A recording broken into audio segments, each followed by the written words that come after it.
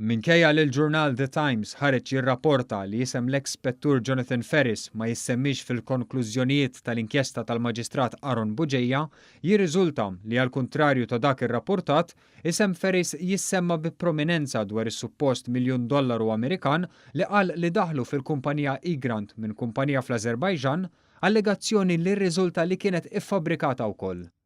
Il-gazzetta irrapportat li Sur Ferris mistenni jiġi mistoqsim il-Pulizija dwar allegata xhieda falsa fl-inkjesta Egrant. Il-gazzetta żiedet tal-lega li jisem Ferris ma jidher imkien fil-konklużjoni tal-inkjesta Egrant ippubblikata mill-Avukat Ġenerali.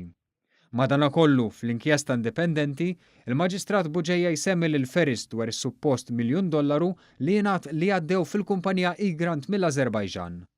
L-inkjesta qalet li Pierre Portelli wasal li jagħmel il-kollegament bejn il-miljun li suppost ħarġu mill-kont ta' Sara FZCO mal-allegati ħlasijiet li suppost irċivit Egrant li kitbet dwarhom Defni Caruana Galizja fuq naħa u lil Jonathan Ferris sabiex jikkonkludi li dawn kienu il-pagamenti li qal li sab u li saru mill-kont ta' Sara FZCO u li skontu tħallsu direttament lil Michel Buttigieg ta' Buttardi.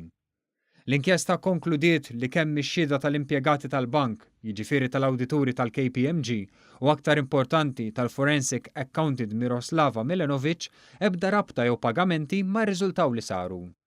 Il-qorti sostniet li l-pagamenti kienu spjegati u indikati fit-taqsima dwar proċeduri speċjali u jirrelataw għal persuni oħra li mhumiex la Egrant u lanqas Michel Buttigieg jew Buttardi kif ġie allegat minn Ferris.